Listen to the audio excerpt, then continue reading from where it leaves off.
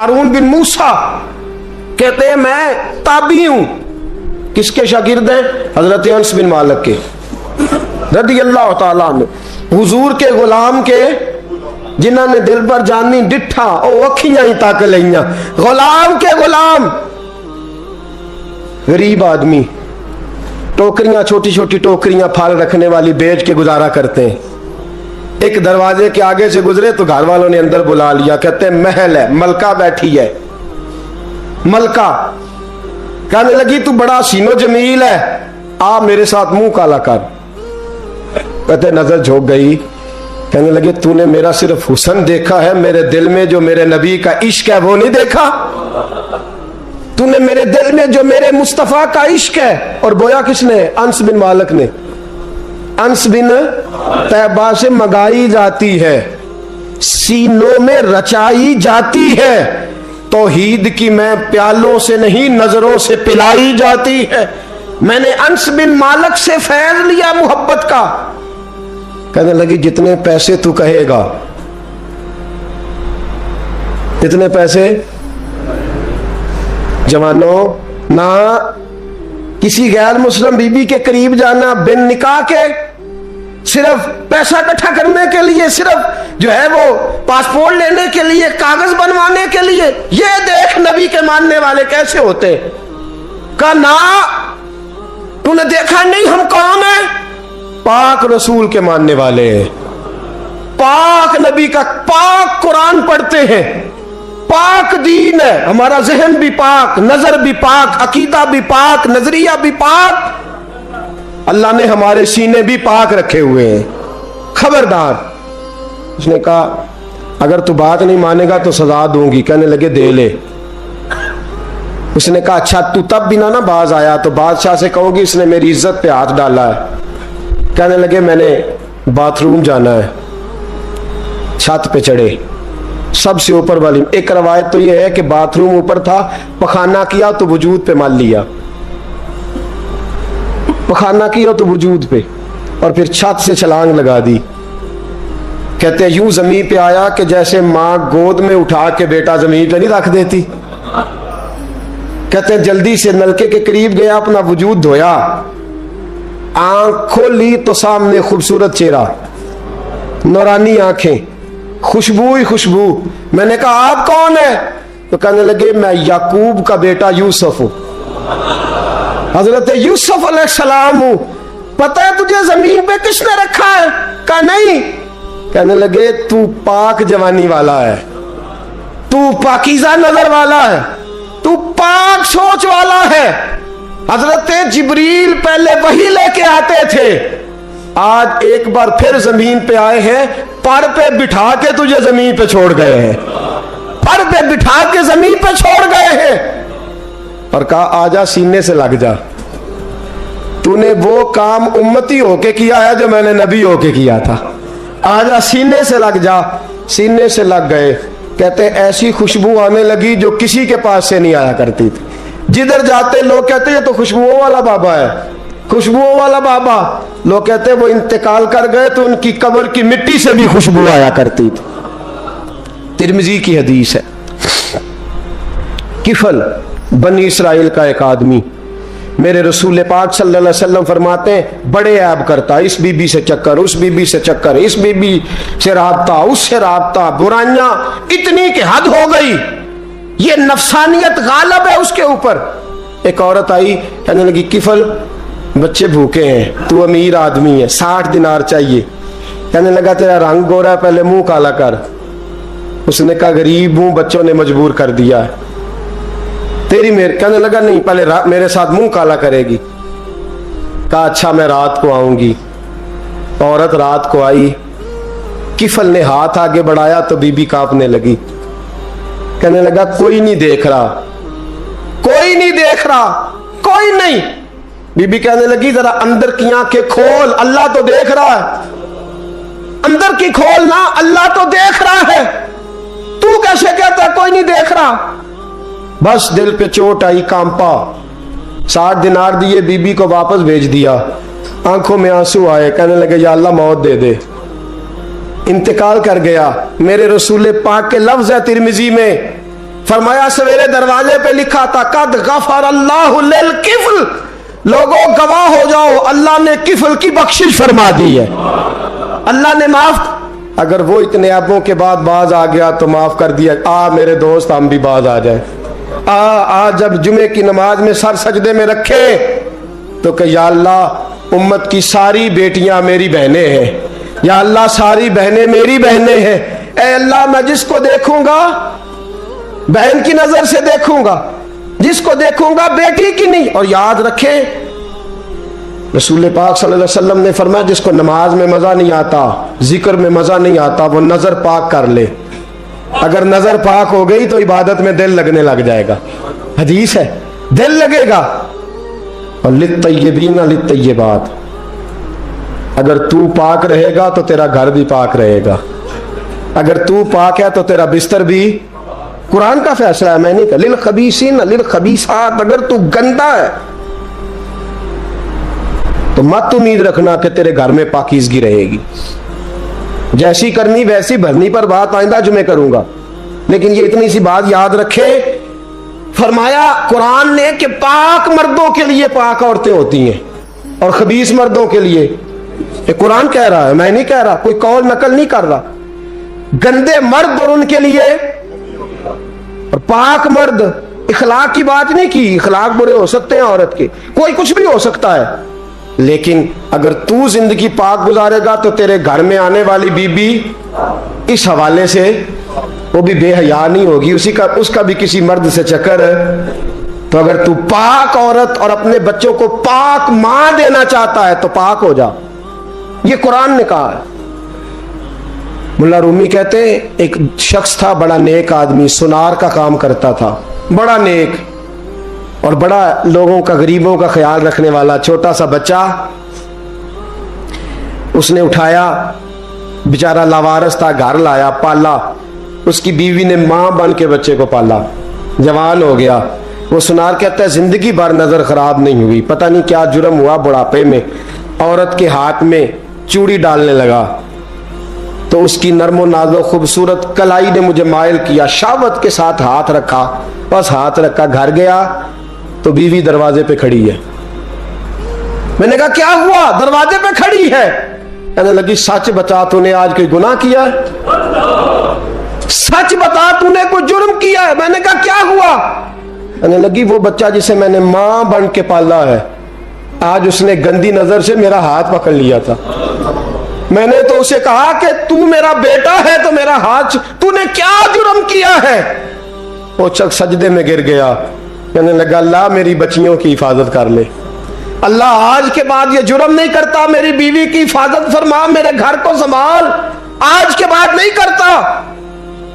अभी दुआ करके उठा नहीं कि वो नौकर गुलाम, वो ले पालक बच्चा पीछे खड़ा हो गया। कहने लगा आका मुझे पता नहीं चला कैसे जुर्म हो गया, मैंने अपनी माँ से भी माफी मांग ली है, खुदा से भी मांग ली है, आपसे भी मांगता हूं। उसके मुंह से माफी के जुमले निकले, धड़ाम से जमीन पे गिरा, उसकी रूह परवाज कर। अगर तू चाहता है तेरा घर बच जाए तो मेरे दोस्त अपनी नजर को बचा। नजर शैतान के तीरों में से एक तीर है। जवानों, अगर कभी मैसेज करने हुए किसी को तो मेरे मुस्तफ़ा करीम सल्लल्लाहु ताला अलैहि वसल्लम के दीन का पैगाम मैसेज करो। किसी को कहो कि यार फलां जगह अच्छी तकरीब होने वाली है, चलो चले, आज मैंने इतना दुरूद पढ़ा है, तू भी इतना पढ़, इस काम लगाओ ना पैकेजेस। पर आपको आज तक समझ नहीं आई मेरे दोस्तों कि ये अंग्रेज ने हमें पैकेज दिए किस लिए?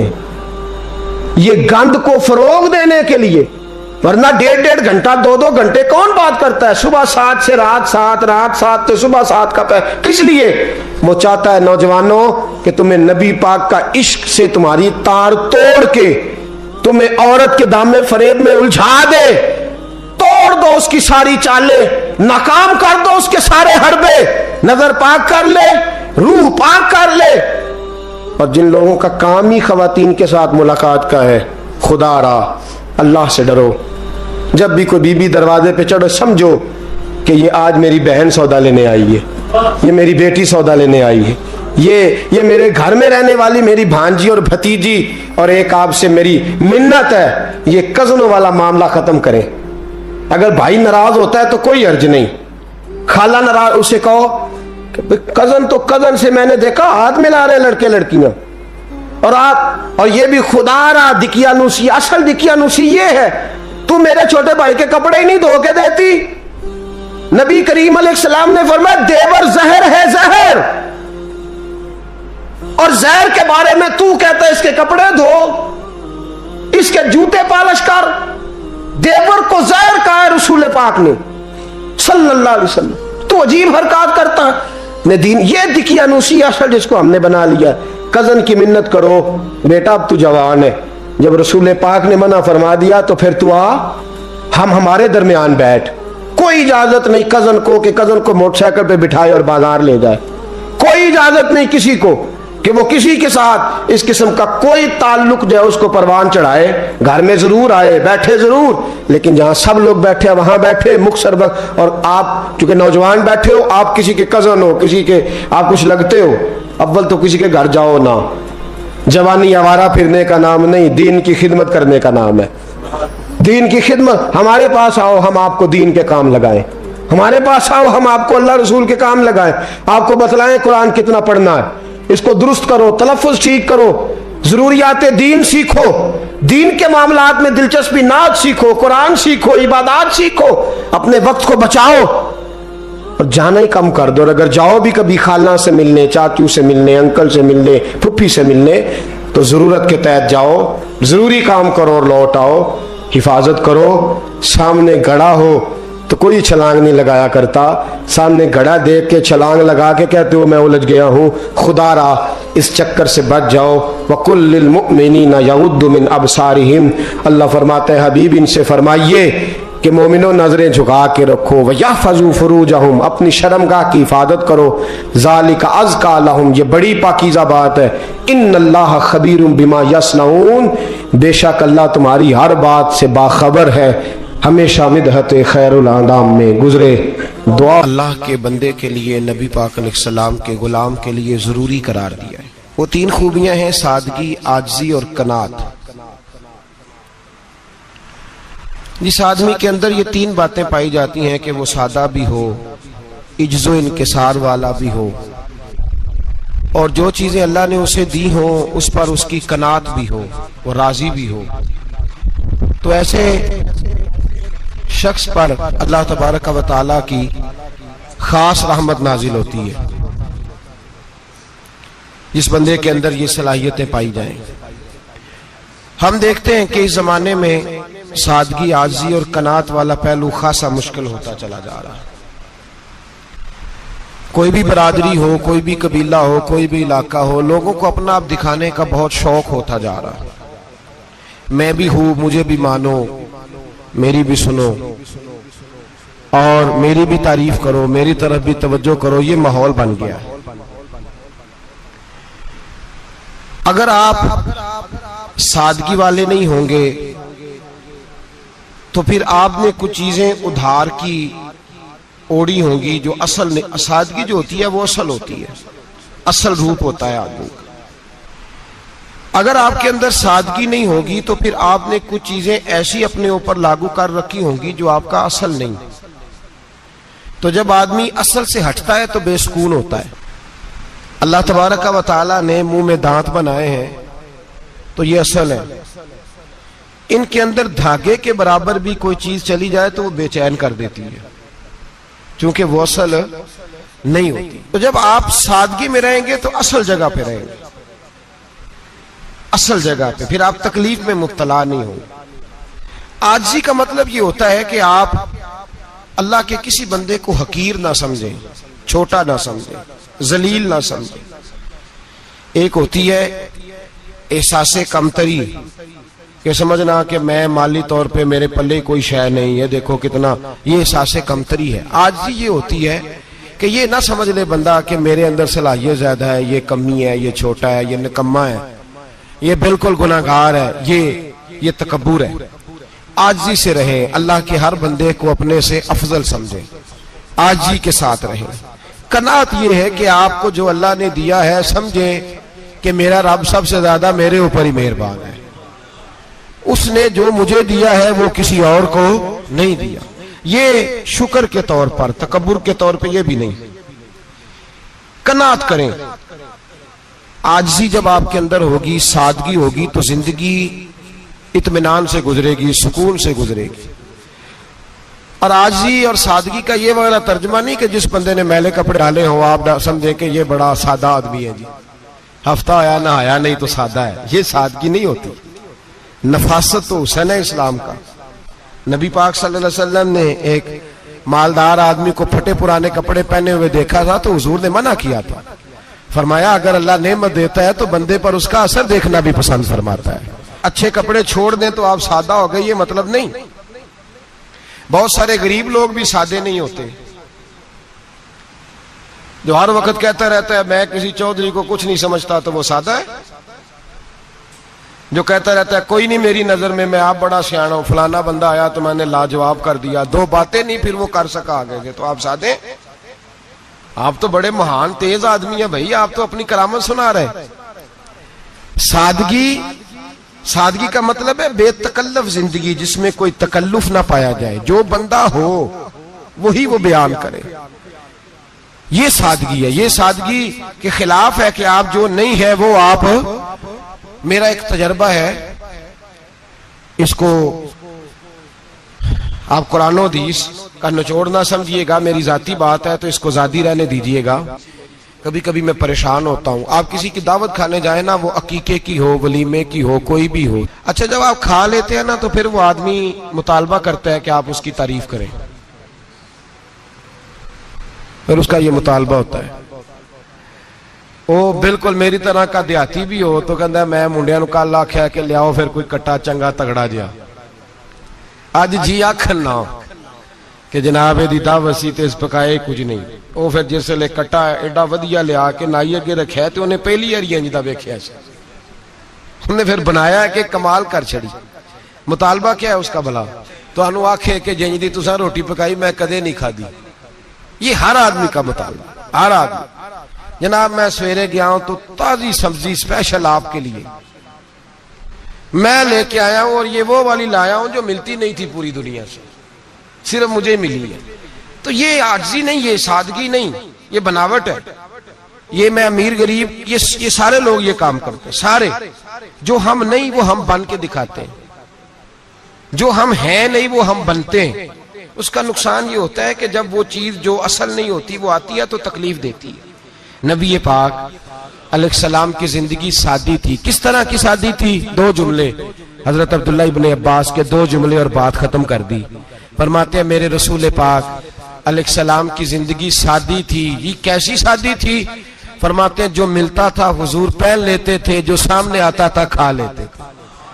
कोई तकल्लुफ नहीं कि मैंने ये नहीं खाना, ये खाना है, ये नहीं लेना, ये लेना है। ये मिजाज नहीं, तबीयत नहीं। हमारी तो पसंद नापसंद होती है ना। हुजूर को कद्दू ज्यादा पसंद था, ये तो आपको हदीस में मिलेगा, ये तो मिलेगा।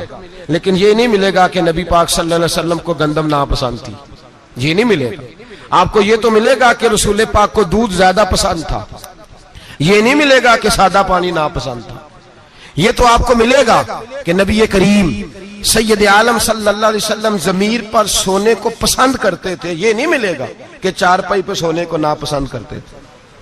यानी हुजूर की जिंदगी सादी है, उसमें तकल्लुफ हमारी पसंद नापसंद होती है, और जो जोश है हमें पसंद नहीं वो फिर है ही नहीं सही, वो गलत हो गई फौरन, वो सिरे से उसका कोई असर ही नहीं रहा, वो बिल्कुल तबाह हो गई। मेरे हबीब पाक सैयद आलम अलैहिस्सलाम ने सादी जिंदगी गुजारी और आजिज़ी वाली जिंदगी गुजारी।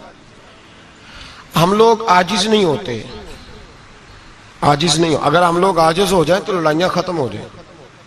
हर खानदान में हर घर में लड़ाई है, इसका मतलब है कि आजिज़ी, जहां आजिज़ी होती है वहां लड़ाई, वहां लड़ाई नहीं होती, झगड़ा नहीं होता। हमारा भाई से, भतीजे से, भांजे से, बीवी से, ससुराल वालों से, रिश्तेदारों से, भाइयों से अगर इख्तलाफ चल रहा है और हर जगह चल रहा है तो सारी जगह तो गलतियां नहीं ना पाई जाती, कहीं हमारी भी गलती होती है। तो ये जो इख्तलाफ चल रहे हैं और सुलह नहीं हो रही, इसकी वजह यह है कि हमारे अंदर आजिज़ी इनकिसारी हो, तो फिर तो झगड़ा ही कोई नहीं। मेरे नबी पाक अलैहिस्सलाम की जिंदगी में आजिज़ी है, इनकिसारी है। इसलिए हुजूर ने कभी लंबी चौड़ी बातें नहीं सुनाई। सहाबा कहते हैं नबी पाक अलैहिस्सलाम तकरीर छोटी करते थे, नमाज लंबी पढ़ते थे। तकरीर, नमाज, हमारी बातें लंबी और नमाजें अल्लाहु अकबर, उल्ट बिल्कुल सिलसिला। नबी पाक अलैहिस्सलाम ने सादगी, आजिज़ी को अपनाया। बहुत गरीब आदमी, बड़ा माड़ा बंदा जो 100 रुपया दिहाड़ी लेता है, और बाहर जब वो दिहाड़ी करने गया है तो वो शाम को जब उसने ना समेटा है ना वो सीमेंट और रेत और वो सारी चीजें, तो वहां वो झाड़ू फेर के आया है। फेरते हैं ना जी मजदूर झाड़ू, ये काम वो करने को तैयार है, पर अपने घर में आके झाड़ू देने को तैयार नहीं वो, इसलिए कि ये उसकी मर्दानगी के खिलाफ है। बाहर जब वो गया है, किसी होटल में काम कर रहा है, टाई पैंट कोट पहन के वो बड़ा अच्छा, वहां अगर उसको बर्तन धोने पड़े तो धो लिए, बल्कि अगर नाराज ना हो जाए बाहर रहने वाले साथी, तो ढेरों लोग बाहर जाके होटलों में बर्तन मांजते हैं, लेकिन वहां उनके रोब को, उनके नाम को कोई धब्बा लगता, लेकिन घर के अंदर जिस बर्तन में उन्होंने खुद रोटी खाई है, अगर उनको ये कह दिया जाए ना कि ये धो लो, तो फिर तो तलाक तक नौबत आ जाती, फिर तो मसला खराब है। फिर तो हो सकता है कि बीवी की अम्मा की भी खैर ना हो, तुझे उसने सिखाया ही कुछ नहीं, मुझे तूने कह दिया उठ जा। ये हमारा हाल है, और है हम सारे आजिज़ मिस्कीन, है हम सारे माड़े गरीब, ये सारा अपनी जगह तय, लेकिन जहां डटना है, बल्कि यूं समझ लें कि जहां रोब ना चला वहां मिस्कीन हो गए, और जहां चल गया बादशाह हो गए। मेरे रसूल पाक सैयद आलम अलैहिस्सलाम का उसवा नूर सुनो, सैयदा तैयबा ताहिरा हजरत आयशा सिद्दीका रदी अल्लाह ताला अन्हा फरमाते हैं, हुजूर घर में आते, अगर घर के अंदर झाड़ू देने वाला है तो मुस्तफा ने उठा के काम करना शुरू कर दिया है। ये मामूली बात नहीं, अगर हजरत फातिमा ज़हरा की चक्की पीसने के लिए फरिश्ते आ सकते हैं, तो रसूल पाक के घर का काम करने के लिए भी आ सकते हैं। लेकिन मेरे नबी पाक सल्लल्लाहु अलैहि वसल्लम घर में अपने कपड़े धो लेते, फट जाते तो हुजूर सी लेते। यहां तक कि हजरत आयशा फरमाती है, एक दिन हुजूर ने कहा खाना पकाओ, तो मैंने कहा कनीज आटा गूंद रही है। नबी पाक ने मालूमात की तो पता चला कि वो कनीज तो जा चुकी, बीमार थी। फरमाती है हुजूर ने अपने दस्ते मुबारक से आटा गूंदा, नबी पाक ने गूंदा, नबी पाक ने लगे जो मजदूर शाह ऐसा, न धुन न दौलत सरबराह ऐसा, अर्श नशी का जमी पे घर है, मेरा पैगंबर अजीम तर है। नबी पाक ने आटा गूंदा, और आटा गूंद के फरमाया आयशा आओ रोटी पका दो, मैंने आटा गूंद दिया है। ओ भाई मैं बहुत बड़ा नवाब हूं मैं आजिज़ मिस्कीन, लोगों की मैं कमियां कोताहियां सुनाता हूं, लेकिन अगर जरा सा भी हाथ हिलाना पड़े तो उस वक्त ना जहां रोब चलता है वहां तो चलाना चाहिए ना। जितना हमारा दबदबा बनता है आजिज़ी, इनकिसारी, ये इंसान को संवारती है, ये उसको सुकून देती है, ये उसके अंदर पैदा करती है वो चीज जो उसे अल्लाह के करीब करती है। अगर आप बड़े हैं तो फिर आप बड़े ही रह जाएंगे, बन कुछ नहीं सकेंगे। अगर आप में तकब्बुर है तो फिर अना का बुत कायम हो जाएगा, बन कुछ नहीं सकेंगे आप। हर आदमी को अपना आप दिखाने का शौक है, बनाने का शौक है, शोहरत, नाम बरी, अपने आप को जाहिर करना, बताना। 1,44,000 सहाबा थे मेरे रसूल पाक के, सारे कहिए सल्लल्लाहु अलैहि वसल्लम। जब हुजूर का नाम सुने तो दरूद पाक पढ़ा करें सल्लल्लाहु ताला अलैहि वसल्लम। 1,44,000 सहाबा थे, काम कर गए, किसी ने नाम नहीं बनाया, काम किया। शायद चंद 100 के नाम किताबों में मिलते हो, बाकियों ने काम किया, नाम पर तवज्जो ही नहीं। और कुछ ऐसे भी थे जो आए नहीं, बात मानी है मेरे नबी पाक की, हजरत वैसे करनी रदी अल्लाह, तशरीफ नहीं लाए, घर रह के वे हुजूर की बात मानी है। माँ की खिदमत करो, नहीं आए, खिदमत करी, तशरीफ नहीं लाए, घर रह के बात मानी। दर्जा क्या दिया मेरे रसूल पाक अलैहिस्सलाम ने? ड्यूटी लगाई मौला अली शेर खुदा की, हजरत उमर फारूक रदी अल्लाह ताला, फरमाया मेरा जुब्बा ले जाना और मेरे अवैस से मिलना और उसे कहना मेरी उम्मत की बख्शिश की दुआ मांगे। भाई घर रह के बात मानी, कोई शोरा नहीं, कोई नाम नहीं।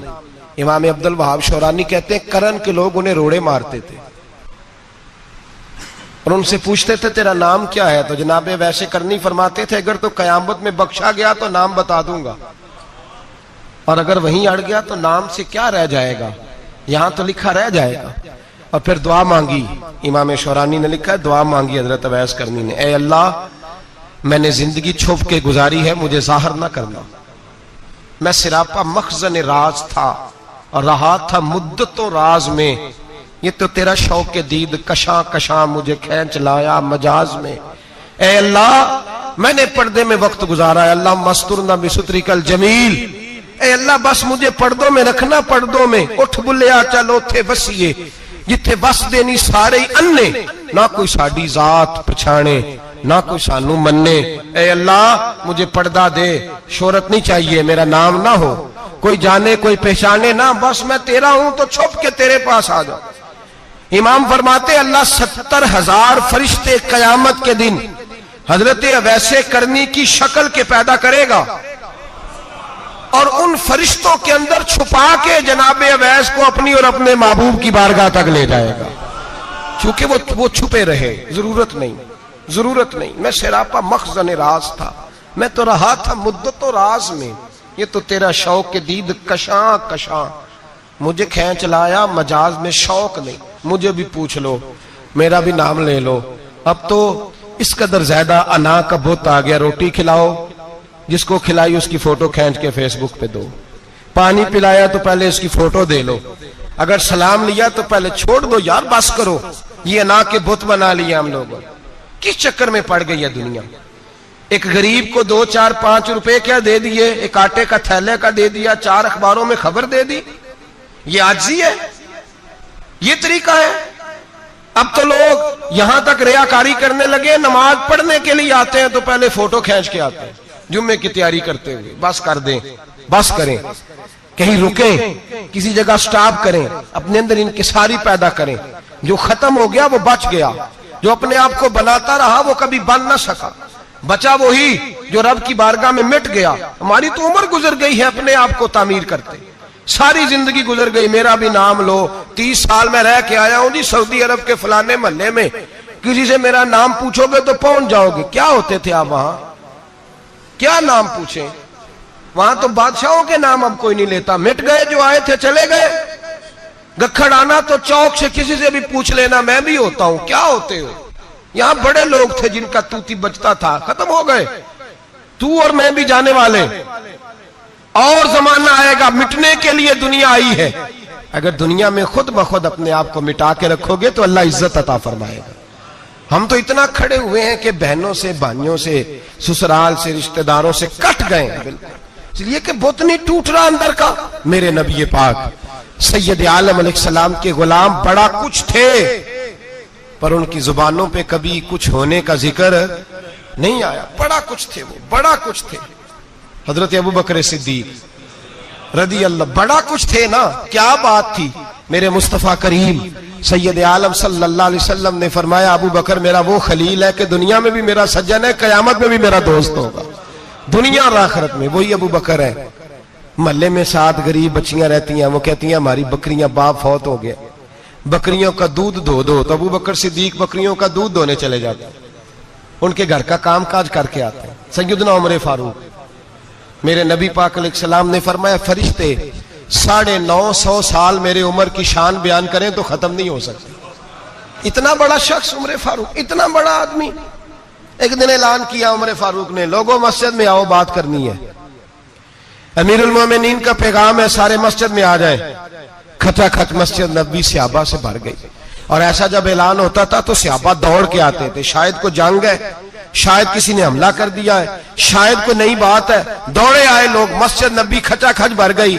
सैयदना फारूक आजम रदी अल्लाह तआला अन्हु मिंबर पे बैठे, हजरत अब्दुर्रहमान इब्ने औफ रदी अल्लाह तआला अन्हु फरमाते हैं कि सहाबा तजस्सुस के देख रहे हैं कि पता नहीं किसी तरफ से पैगाम नहीं आ गया, कोई काफिर हमला नहीं करने लगा, अल्लाह जाने क्या हुआ है, बड़ी परेशानी है। उमर बैठे, अल्लाह की हम्द की, नबी पाक सल्लल्लाहु अलैहि वसल्लम पर दुरूद पढ़ा, और फिर उमर फारूक बोले, फरमाने लगे, मैं जब मक्के में रहता था ना तो कभी घर में कहत आ जाता था, कभी कहत आता था घर में, बकरियों के दूध खुश्क हो जाते थे, गंदम नहीं मिलती थी, पानी नहीं होता था।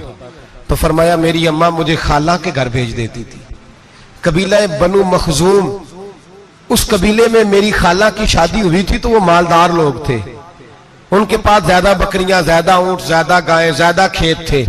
हजरत उमर फारूक फरमाने लगे मैं उनके घर जाता तो मेरे खालू समझ जाते कि उमर को इसलिए भेजा गया है कि कहत आ गया है।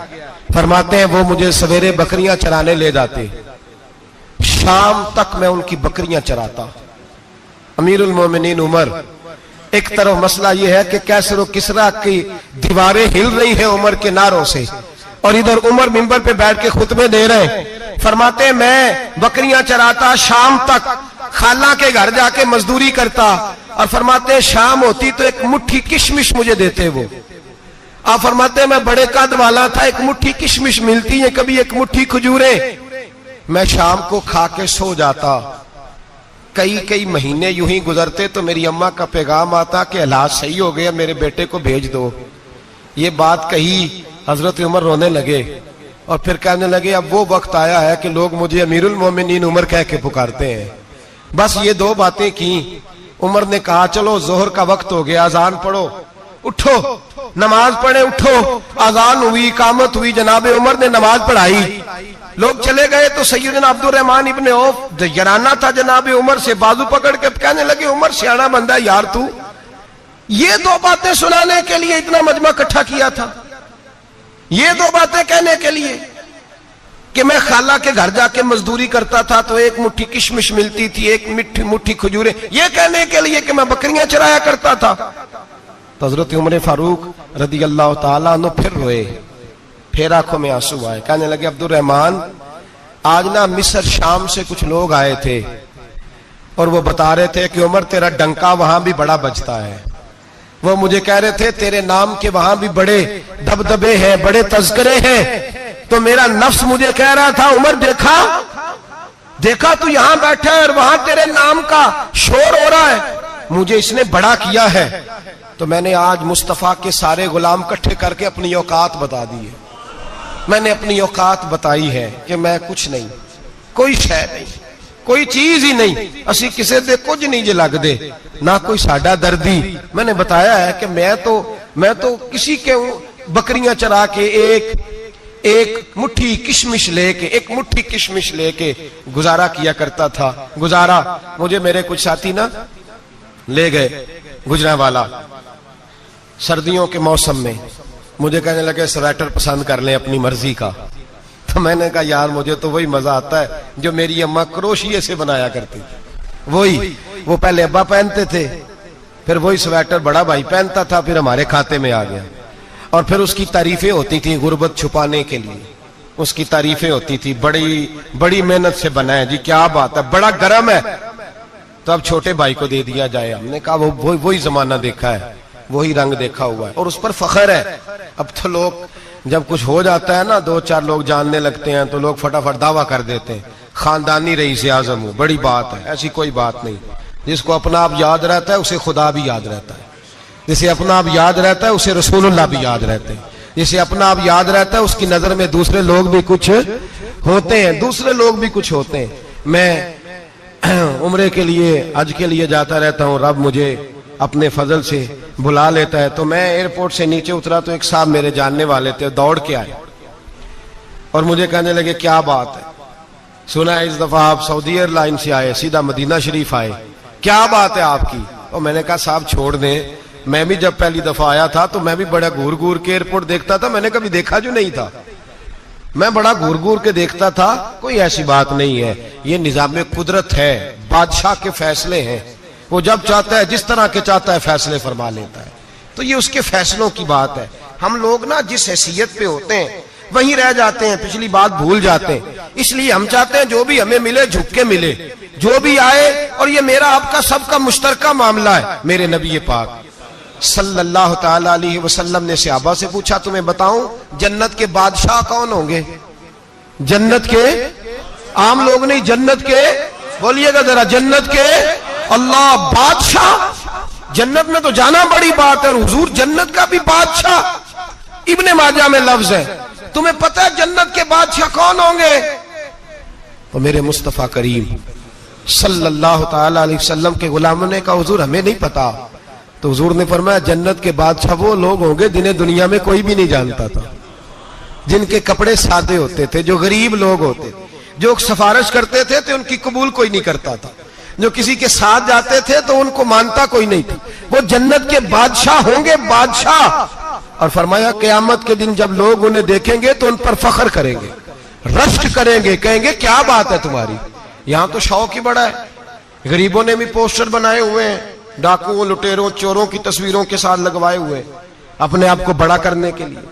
आज ही इख्तियार करें, आज ही इख्तियार करें, अपने आप को मिटाने की कोशिश करें। रब करीम के बंदे आगे बढ़ बढ़ के अपना आप दिखाते नहीं, बड़ा शौक है, पहले फोटो खिंचा लो, बाकी बातें बाद में होंगी, पहले वीडियो बना लो, बाकी कुछ और बाद में होगा।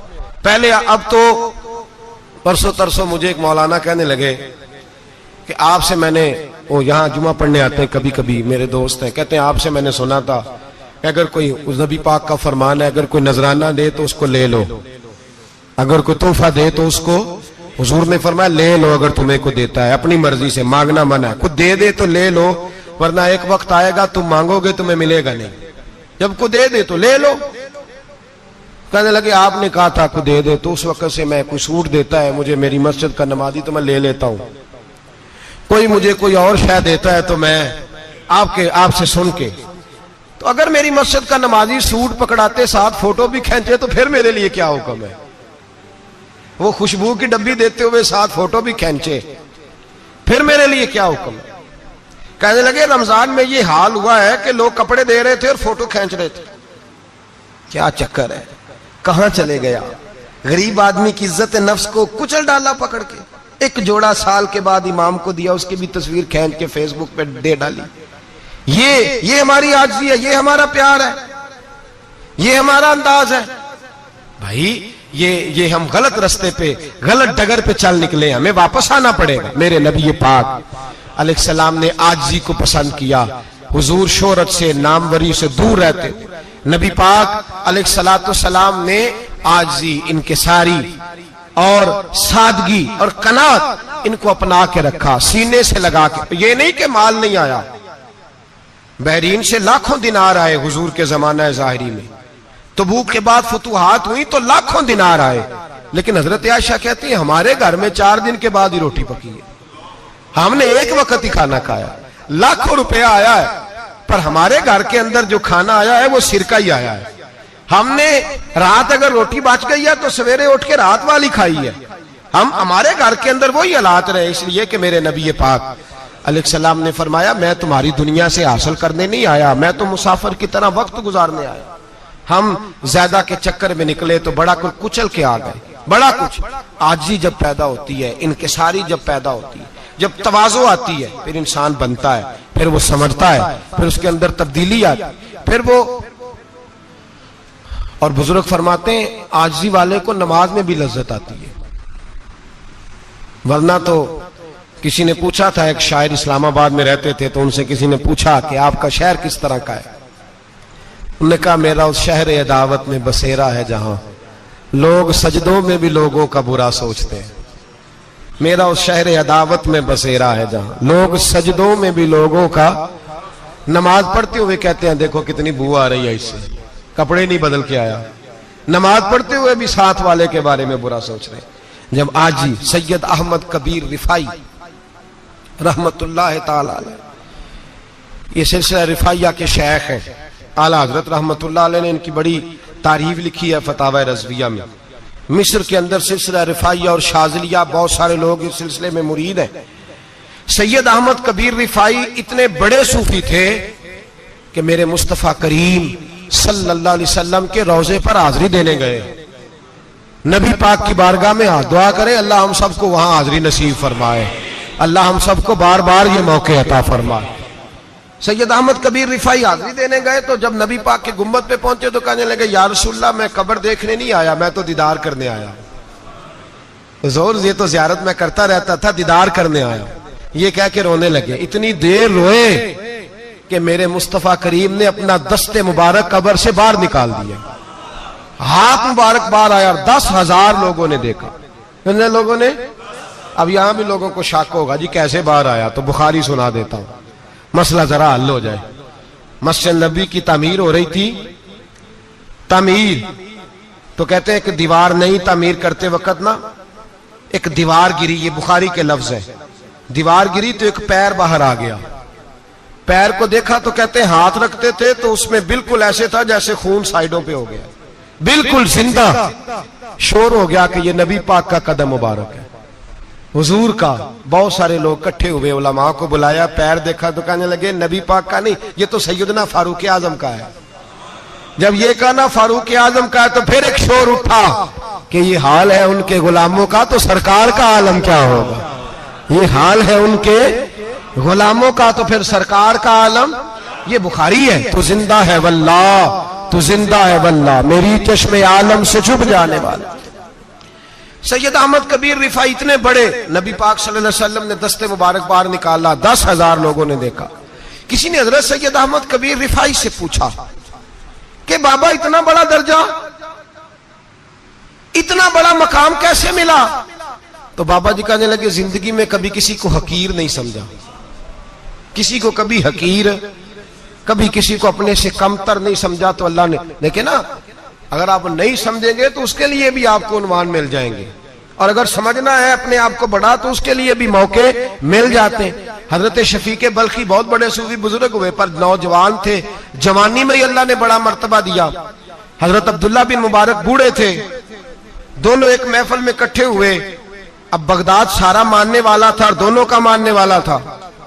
आखिर में दुआ बुजुर्ग कराया करते थे महफिल के इख्तिताम पर। हजरत शफीक बल्खी जनाब अब्दुल्ला बिन मुबारक से कहने लगे आप दुआ करें, आप दुआ करें, आप बुजुर्ग हैं। अब जिसने जो मानना है उसे उसके लिए उन्वान भी मिल जाएगा। हजरत सैयदना अब्दुल्ला बिन मुबारक कहने लगे बेटे तू दुआ कर, तेरी उम्र थोड़ी है, तेरे गुनाह भी थोड़े हैं, तेरी उम्र थोड़ी है, तेरे गुनाह भी थोड़े हैं। तो सैयदना शफीक बल्खी कहने लगे नहीं हुजूर आप दुआ करें, आपकी उम्र ज्यादा है तो नेकियां भी तो ज्यादा ही है ना, नमाजें भी तो आपकी ज्यादा है ना, रोजे भी तो ज्यादा, रमजान भी तो आपकी उम्र में ज्यादा है ना, आज भी तो आपने ज्यादा। अगर आपने किसी को अपने से बड़ा समझना है तो उन्वान आपको मिल जाए, छोटा समझना है तो उसके लिए भी उन्वान आपको। बात तो ये है कि आप क्या करना, अगर आप किसी को हकीर समझना चाहते हैं तो बात खत्म हो गई। सैयद अहमद कबीर रिफाई फरमाते हैं जिंदगी भर कभी किसी को हकीर नहीं समझा। अल्लाह की सारी मखलूक की क्या बात है। अल्लाह कुरान में कहता है इन्नल्लाह ला यस्तही अन यदरिब मसलन मा बऊदतन फमा फौकहा। अल्लाह शर्म नहीं करता कि एक मच्छर की मिसाल बयान करे या उससे भी कमतर। अल्लाह मच्छर की बात करता है इतना बड़ा होके, वो कहता है मैं करूंगा, मेरी मखलूक जो है मेरी तो हजरत अहमद कबीर रिफाई फरमाने लगे मैंने कभी किसी को हकीर, बोलिए कभी किसी को हकीर। हम लोगों के पास उन्वान बड़े हकीर समझने के लिए, हम समझ लेते हैं। अमीर आदमी कहता है गरीब मेहनत क्यों नहीं करता, मेहनत करे अमीर हो जाएगा। उन्वान हुआ कि ना तनकीद करने का। 4 बच्चे हैं, करें कमाई, अमीर हो जाएंगे। अब वो हकीर समझ रहा है गरीब को, गरीब भी अमीर को हकीर समझता है। वो भी कहता है जो इसने कमाया सारा ही हराम है, जायज एक पैसा नहीं, उसने भी हकीर समझ लिया। यानी वो ये कह रहा है कि मैं हलाल खाता हूं, ये अमीर हराम खाते हैं, तो बात खत्म हो गई। उसने भी हकीर समझ लिया, इसने भी हकीर समझ लिया। अब उन्वान ही था ना, अगर उन्वान बदल लेते तो बात बन जाती। अमीर अगर ये कहता कि मैं इस गरीब की मदद करूंगा इसलिए कि पैसे मेहनत से नहीं मिलते, खुदा के फजल से मिलते हैं, तो वो ये ना कहता कि ये मेहनत करता तो आगे चला जाता। और गरीब अगर समझता इस बात को तो ये ना कहता अमीर सारे हराम ही खाते हैं, वो कहता भाई रब ने जो मेरे लिए पसंद किया मुझे दिया, जो इसके लिए पसंद किया इसे दिया, बात खत्म हो गई, झगड़ा खत्म। उन्वान तो मिल जाएगा आपको, मुस्बत भी और मनफी भी। तो अच्छी बात नहीं कि मुस्बत इख्तियार करें। सैयद अहमद कबीर रिफाई कहते मैं गुजर रहा था, एक दिन मेरे साथ ऐसा हुआ कि मैं गुजर रहा था खेत के अंदर से, इधर भी पानी था इधर भी पानी था। होता है ना पानी पानी होता है फसलों में कई दफा। कब होता है ज्यादा पानी? नहीं, जब कद्दू करीद है जी, वो जब कद्दू करते हैं ना तो दोनों जाने पानी भरा होता है ना जी, वो ट्रैक्टर भी पानी में चलता है। मैं पेंडू हूं ना, मुझे ज्यादा पता है क्या हालात होते हैं। तो वो इधर भी पानी इधर भी पानी, तो दरमियान में से वो मुंडेर होती है छोटी सी, वाट आखिद है अपनी जुबान है। तो कहते इधर भी पानी था, इधर भी पानी था। सैयद अहमद कबीर रिफाई कहते हैं मैं गुजर रहा था, असर की नमाज का टाइम हो गया, मैं जल्दी जल्दी जा रहा, सामने से कुत्ता आ गया। इंसान अशरफुल मखलूकात है, लेकिन वो अल्लाह का शुक्र करेगा कि उसने मुझे अशरफ बनाया है। ये नहीं कह सकता कि ये मखलूक हकीर है, ये बुरी है, ये नहीं कह सकता। शुक्र करे कि मुझे अल्लाह ने अशरफुल। सैयद अहमद कबीर रिफाई कहते कुत्ता आ गया सामने से। अब कुत्ता आया तो मुझे जल्दी थी, कुत्ता भी भीगा हुआ था। अब मेरा दिल करे कि कुत्ता नीचे उतरे तो मैं गुजरूं, कुत्ता खड़ा है कि ये साइड पे हो तो मैं गुजरूं। कहते हैं देर हो गई तो मुझे डर लगता था, मैंने कभी कुत्ते को भी नहीं झिड़का था, कभी कुत्ते को भी, अपनी इतनी हैसियत ही नहीं, झिड़का ही नहीं कभी किसी से। आप फरमाते हैं देर हो गई तो मैंने कहा या अल्लाह, हजरत सैयद अहमद कबीर कहते हैं मैंने कहा या अल्लाह इस कुत्ते को जुबान ही दे दे, मैं इसे कुछ समझा ही दूं, इसे जुबान ही दे दे, तू तो कादर मुतलक है। उसे जुबान दे दी तो मैंने कुत्ते से कहा नीचे उतर जा, मैंने नमाज पढ़नी है। तो कहने लगा बाबा जी आप उतर जाए, आप उतर जाए, आप उतर जाए, मैं क्यों उतरूं? तो सैयद अहमद कबीर रिफाई कहते हैं मैंने उससे कहा कि बात यह है कि मेरे ऊपर नमाज फर्ज है, तेरे ऊपर फर्ज नहीं, तो मैंने नमाज पढ़नी है। अगर मैं खेत में उतर गया तो कीचड़ है, मेरे कपड़ों को मिट्टी लग जाएगी, पता नहीं पानी पाक है कि नापाक है, तो तू उतर जा, तेरे ऊपर नमाज नहीं फर्ज, तो मुझे जाने दे। तो सैयद अहमद कबीर रिफाई कहते हैं उसने ऐसी बात की कि मेरे ऊपर वजह तारी हो गया। कुत्ते ने बात की तो मैं कांपने लगा। राती जागे शेख सदावे, राती जाग दे कुत्ते, तैथों उत्ते मालक दा दर मूल न छड़ दे, भावे मारो 100 जुत्ते तैथों उत्ते। वो एक बुरकी दा कदर पछानन, भावे मालक हो मन सुत्ते तैथों उत्ते। रुखा सुखा खा दिने जा रुखा विच सुत्ते ते तैथों उत्ते। उठ बुलिया चल यार मना ले, नहीं ते बाजी लै गए नहीं कुत्ते। उठ बुलिया चल यार मना ले, नहीं ते बाजी लै गए कुत्ते ते तैथों उत्ते। सैयद अहमद कबीर रिफाई कहते हैं वो मुझे कहने लगा आप उतर जाए, तो मैंने कहा भाई मेरे ऊपर नमाज फर्ज है, तेरे ऊपर फर्ज नहीं, तू उतर जा, मेरे कपड़े आलूदा हो जाएंगे तो क्या करूंगा? तो कहते हैं उसने बात की तो मैं घबरा गया और छलांग लगा के मैं खेत में उतर गया। मुझे कहने लगा बाबा जी कपड़े अगर आपके कीचड़ से आलूदा हो गए तो पानी से साफ हो जाएंगे, और अगर मुझे हकीर जान के आपका दिल आलूदा हो गया तो 7 समुद्रों से भी साफ नहीं होगा। कपड़े पानी से धुल जाएंगे और दिल अगर तकब्बुर से आलूदा हुआ तो 7 समुद्रों से भी सही हो सकता ना। ना ना हकीर नहीं जानना, ना मौलवी को, ना सूफी को, ना दरवेश को, ना खेत में काम करने वाले को, ना पट्टे पे मजदूरी करने वाले को, ना गाड़ी का शीशा साफ करने वाले को, ना तेल डालने वाले को, ना किसी को हकीर ना जान, ना किसी के हाल पे तंज कर, ना किसी के गम का मजाक उड़ा, वो जिसे चाहे जैसा नवाज दे। ये मिजाज लुत्फ रसूल है। ना कोई आया लेके चला गया, कोई उम्र भर भी ना पा सका। मेरे मौला तुझसे गिला नहीं, ये तो अपना अपना नसीब है। भाई हकीर नहीं जानना। सैयद अहमद कबीर रिफाई फरमाते हैं वो कुत्ता तो गुजर गया, मैं दौड़ा घर गया, जाके मैंने गुस्ल किया, कपड़े बदले। फरमाते हैं पहले भी मैं असर पढ़ता था, पर आज जब नमाज पढ़ी तो बड़ा ही मजा आया। मैं सर सजदे में रखूं मेरा उठाने को जी ही ना चाहे, मैं रुकू में जाऊं तो मेरा सर उठाने को दिल ही ना चाहे। मेरा दिल करे आज मगरिब लेट हो जाए, आज सूरज देर से गुरूब हो, मैं आज सारा दिन असर ही पढ़ता रहूं। भाई जब तू आजिज़ी वाली पढ़ता है, जब तू इनकिसारी वाली पढ़ता है, जब तू हजरत सैयदना मुआविया बिन खुतैज रदिया, एक हजरत मुआविया बिन सुफियान है, एक मुआविया बिन खुतैज सहाबी है, वो कहते हैं मैं जंग फतह करके आया तो सख्त गर्मी का मौसम था, मुझे पता था कि उमर फारूक दोपहर को आराम कर रहे होंगे।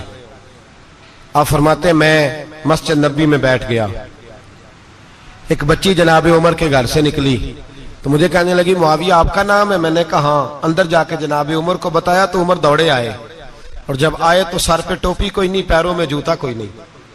कहने लगे मैं तेरा इंतजार कर रहा था, आज मुझे उम्मीद थी तू आएगा, तूने बताया क्यों नहीं? तो मैंने कहा हुजूर मुझे पता है रात सारी आप चेहरे पे कपड़ा डाल के मदीने की गलियों में रहते हैं, तो दोपहर को आप आराम करते होंगे, इसलिए मैंने कोशिश की कि आपको बेदार ना करूं, आप आराम कर रहे होंगे, इसलिए ये मैंने कोशिश की कि मैं बैठता हूं मस्जिद में, आराम करता हूं, जब आप आएंगे तो देखी जाएगी। हजरत उमर फारूक ने जलाल किया, फरमाया तू मुझे गाफिल समझता है कि मैं सो जाऊंगा?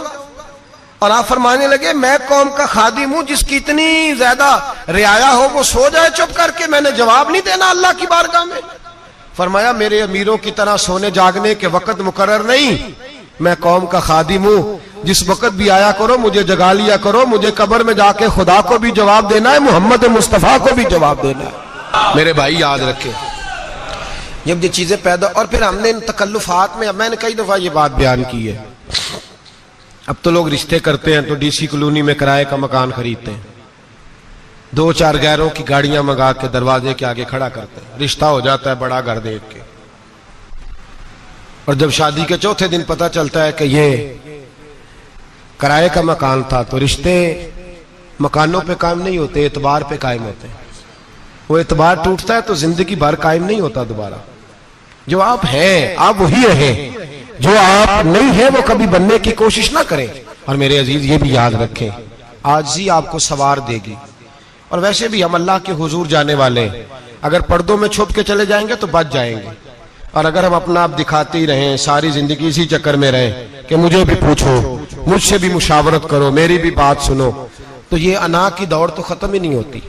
हिर्स सिर्फ पैसे की नहीं होती, हिर्स हवस शोहरत की भी होती है। और नबी पाक सल्लल्लाहु अलैहि वसल्लम ने इसको भी बयान फरमाया है कि ये जो तेरे अंदर चीज पैदा होती है ना, मैं जाना जाऊं पहचाना जाऊं, इससे भी अपने आप को बचा। सहाबा के बाद जिस शख्स की खिलाफत सबसे मजबूत हुई वो हजरत उमर बिन अब्दुल अजीज थे। इतनी बेहतरीन खिलाफत की कि लोगों को हजरत उमर का जमाना याद आ गया। हजरत उमर बिन अब्दुल अजीज, इराक में रहने वाली एक औरत थी, उस औरत का खामद फौत हो गया तो 5 बच्चियां यतीम थी। वो इराक से चली और जनाब उमर बिन अब्दुल अजीज के पास आई कि आप मेरी बच्चियों का वजीफा लगा दें। वो कहती है जब मैं पहुंची ना, यहां तो अब तो इस्तकबाल, आना जाना बड़े मामलात हैं, अब तो बच्ची की बारात आए और 5, 7, 10, 20 लोग दरवाजे पे खड़े ना हो तो बारात नाराज हो जाती है, कहते हमारा इस्तकबाल ही किसी ने नहीं किया। तो इस्तकबाल तो अब इस तरह है जिस तरह नशा नहीं होता, ये इस्तकबाल की हालत है, अमीरों से लेके गरीबों तक। मुझे पूछा ही नहीं किसी ने, कुर्सी नहीं दी, आगे नहीं बिठाया, ये वाला मामला है। और मैं मेरी तरह के लोग, नेक लोगों की बात नहीं करता। अब तो हम देखते हैं फुला मौलाना का इस्तकबाल हो रहा है, फुला के लिए लोग खड़े हो रहे हैं, नारे लग रहे हैं। और अब तो मैं देखता हूं ऐसे ऐसे हाथ लहराते हैं सूफी और दरवेश कहलाने वाले, जैसे सियासी लीडर लहराया करते थे। ये क्या तरीका हुआ? ये कौन सा तर्ज जिंदगी? मेरे नबी पाक सल्लल्लाहु अलैहि वसल्लम ने फरमाया जो ख्वाहिश करे कि मैं आऊं और लोग खड़े हों वो तो जहन्नमी है, तो दोज़खी है। सारे वही तरीके हम इख्तियार करते जा रहे हैं, वही प्रोटोकॉल है हर जगह। वो लोग जिनके दरवाजे खुले होने चाहिए थे वहां भी हर वक्त के लिए मामला तय हो गए। याद रखें मेरे नबी पाक अलैहिस्सलातु वस्सलाम ने जो तालीमात दी, हजरत उमर बिन अब्दुल अजीज रहमतुल्लाह ताला अलैह। औरत कहती है मैं पहुंच गई, मैंने लोगों से पूछा घर कहां है, तो कहा वो जहां बोरी लटक रही है ना बाहर, टाट का पर्दा लगा हुआ है, वो हजरत उमर बिन अब्दुल अजीज का घर है। कहती है मैं दरवाजे पे दस्तक दी, एक औरत ने दरवाजा खोला तो मुझे बीबी जान के अंदर बुलाया। तो उनके घर के अंदर जब मैं दाखिल हुई तो बड़ा सारा सेन था, एक तानिम कुआं लगा था, एक तरफ एक बड़ा दरख्त था और एक छोटा सा बनाई हुई थी जगह बर्तन धोने के लिए। और बीबी ना बर्तनों को मिट्टी लगा के साबुन लगा के बैठी हुई थी, काम कर रही थी वो औरत। मुझे उसने दरख्त के नीचे बिठाया, पानी पिलाया। कैसे आई हो? मैंने कहा अमीरुल मोमिनीन से मिलना है। कहने लगी बैठो थोड़ी देर में आ जाते। कहती थोड़ी, मैंने समझा घर की कोई मुलाजमा है, मैं बैठ गई। थोड़ी देर गुजरी, फिर दस्तक हुई, उस बीबी ने उठ के दरवाजा खोला। तो जब वो शख्स अंदर आए तो कहने लगी बड़ी देर से बर्तनों को साबुन लगा के बैठी हूं, कहां रह गए थे?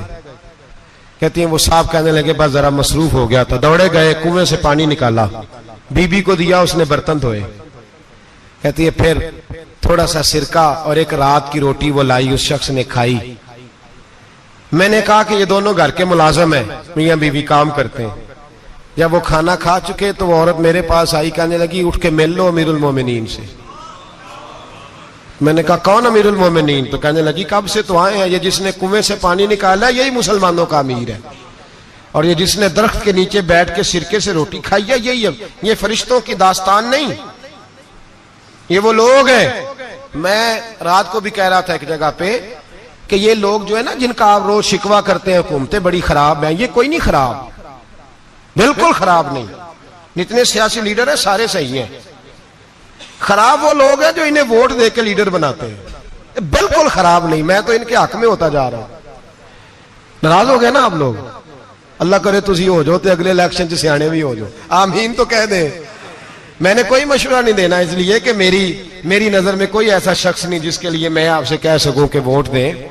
और हम तो ऐसी बात करें तो कई लोग नाराज होकर चले जाते हैं, लेकिन कोई परवाह नहीं, इसलिए कि ये दीन, मेरे नबी पाक का दीन सिर्फ मस्जिद का दीन नहीं। इंशाअल्लाह आइंदा जुम्मे नजरिया पाकिस्तान बयान करूंगा और बताऊंगा कि पाकिस्तान का मतलब क्या, ला इलाहा इल्लल्लाह मुहम्मदुर रसूलुल्लाह सल्लल्लाहु अलैहि वसल्लम। हुजूर का जो कुरान नाफज होगा मस्जिद में, वो कुरान कचहरी में भी नाफज होगा इंशाअल्लाह। और वो कुरान नाफज होने आया है, असेंबलियों में वही कुरान नाफज होगा इंशाअल्लाह। और यही चिराग जलेगा तो रोशनी होगी। बयान करेंगे और डट के बयान करेंगे, आपको बताएंगे। बात जो बात समझा रहा हूं फिल वक्त वो समझे, मुजरम वो नहीं जो बड़ा बन के लूटता है, मुजरम वो है जो उसको सपोर्ट करता है, जिसने उसे बड़ा बनाया है। ये याद रख लें, हमारी कोई बचत नहीं होगी, हमसे पूछा जाएगा। हम सारे कचहरी में खड़े होंगे, अल्लाह सवाल करेगा कि तुम बताओ तुम इनके मददगार क्यों बने थे, तुम सपोर्ट क्यों करते थे, ये पूछा जाएगा और हमने जवाब देना है। बार आलाम दाम पर सर मतलब जनाब उमर बिन अब्दुल अजीज रहमतुल्लाह अलैह के वो बीबी गई तो कहने लगी कि ये अमीरुल मोमिनीन ने कहा, वो उठ के हाजिर हुई, कहा हुजूर मैं इराक से आई हूं, मेरा खामद फौत हो गया, मेरी 5 बेटियां हैं, वजीफा लगा दे। वो बीबी कहती है मेरा दिल था कि यतीम बच्चियों का 100 दिनार साल का लगा देंगे तो बड़ी बात है। कहती है जब मैं उनके पास गई तो हजरत उमर बिन अब्दुल अजीज को बताया तो वो रोने लग गए और मुझसे माफियां मांगने लगे। मैंने कहा हुजूर आप क्यों माफी मांगते हैं? तो कहने लगे इसलिए माफी मांग रहा हूं कि तू मेरी रियाया में थी और तेरी 5 बच्चियां यतीम थी, तुझे खुद चल के आना पड़ा है। मेरा काम था तेरी खबर लेता, माफ कर दे अल्लाह की रिजा के लिए। उन्होंने वजीफा लिखना शुरू किया तो मेरी एक बच्ची का 1000 दिनार साल का लिखा। मैंने कहा अल्लाह तेरा शुक्र है। फिर दूसरी बच्ची का 1000 लिखा तो मैंने कहा अल्लाह तेरा शुक्र है। तीसरी का 1000, चौथी मैंने कहा शुक्र है। जब चौथी का लिखा तो मैंने कहा अल्लाह आपका इकबाल बुलंद करे, अल्लाह आपको हमेशा इसी तरह फलता फूलता रखे। कहते हैं जनाब उमर बिन अब्दुल अजीज ने कलम रख दिया, फरमाने लगे मैं 5वीं का वजीफा नहीं लिखूंगा, 4 बहनों से कहना बांट के इसे भी दे दें। कहा हुजूर क्यों? आप फरमाने लगे जब तक तू अल्लाह का शुक्र अदा कर रही थी मैं भी रब से जुड़ा हुआ था और अल्लाह से डर के लिख रहा था। अब तूने मेरी तारीफ की है, अब मेरी जात आ गई है, अब मैं अगर ये वजीफा लिखूंगा तो इससे अल्लाह राजी नहीं होगा, इससे मेरे नफ्स में रिया पैदा होगी। अब मैं 5वीं का नहीं लिखूंगा, जा और जाके इराक के गवर्नर को दे। बीबी कहती है मैं घोड़े पे बैठी और मैं चंद दिनों के बाद इराक पहुंची। जब सवेरे आके मैंने वालिए इराक को रुका दिया तो वो चीख मार के रोया। मैंने कहा क्या हुआ? तो कहने लगा बीबी आज रात को हजरत उमर बिन अब्दुल अजीज का इंतकाल हो गया, फौत हो गए, तो इंतकाल कर गए। कहती मैं भी तड़प के रोई। मैंने कहा मेरी यतीम बच्चियों का क्या बनेगा? तो वो गवर्नर कहने लगा तेरे वजीफे जारी रहेंगे, तुझे मिलते रहेंगे। तो कहने लगी कैसे? कहने लगा मैं अगर तो गवर्नर रहा तो तेरा वजीफा जारी रहेगा और अगर गवर्नरी से उतर भी गया तो मैं जाती तौर पे मालदार हूं, फिर भी तेरी बच्चियों के माहाना पैसे पहुंचते रहेंगे। मैंने कहा तू क्यों देगा? कहती वो रो पड़ा। कहने लगा अगर अमीर हजरत उमर बिन अब्दुल अजीज जैसे हो तो फिर अल्लाह गवर्नरों के दिलों में भी रहम डाल दिया करता है, फिर मेरे जैसे लोगों को भी वो बदल देता है। हजरत उमर बिन अब्दुल अजीज घर आए, 3 बेटियां थी। एक को आवाज दी, वो आई तो उसने मुंह पे हाथ रखा है। दूसरी को आवाज दी, वो आई तो मुंह पे हाथ रखा है। तीसरी को आवाज दी तो मुंह पे हाथ रखा है। आपने अपनी बीवी से कहा कि ये बच्चियां मुंह पे हाथ क्यों तीनों ने रखा हुआ, क्या बात है?